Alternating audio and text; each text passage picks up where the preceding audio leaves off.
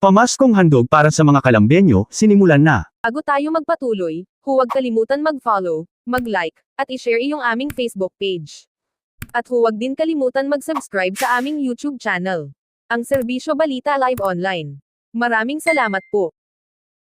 Nag-aabang na ang mga Kalambenyo sa taunang pamaskong handog ng pamahalaang lungsod ng Calamba sa pangunguna ng tanggapan ni Mayor Ros Rizal. Nagsimula ang nasabing pamimigay sa Barangay Canlubang kung saan sinamahan ni Kapitan Edgar Mangubat at ng mga kawani ng barangay, ang alkalde kasama si Vice Mayor Toti Lazaro at mga kawani ng tanggapan ng Mayor's Office, pati na din si Congresswoman Shaw Hernandez. Simula Disyembre 1 hanggang 10 ang itinakdang petsa ng pamamahagi ng pamaskong handog sa lahat ng 54 na barangay sa lungsod.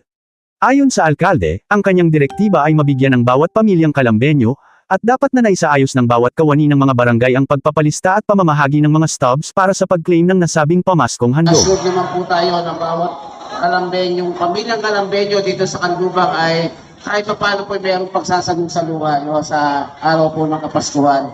At ito po hindi po basta-basta ngayon kasi mas pinadami, mas pinabigat, at siyempre hindi po naman basta-basta itong binigay po namin sa inyo. No?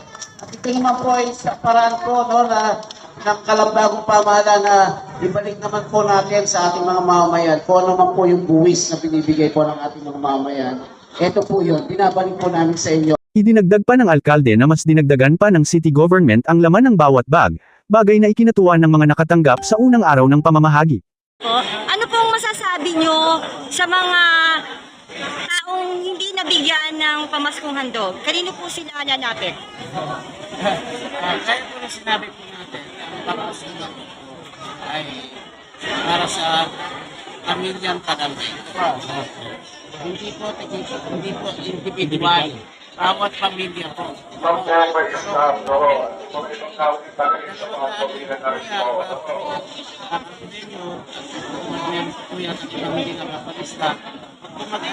Palista lang po.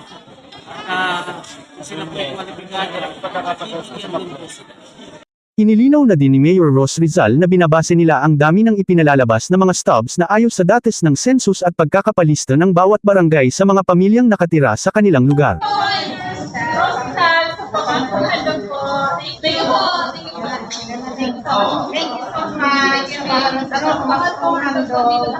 Ito na po isa sa mga pamamaraan upang maramdaman niyo po ang ramdam ng reforma na sinisugod ng ating Deputy Mayor Ros Rizal. Ian Almario, nag-uulat para sa Serbisyo Balita, mula dito sa silid balitaan ng DZSB, ang himpilan ng katotohanan at paglilingkod.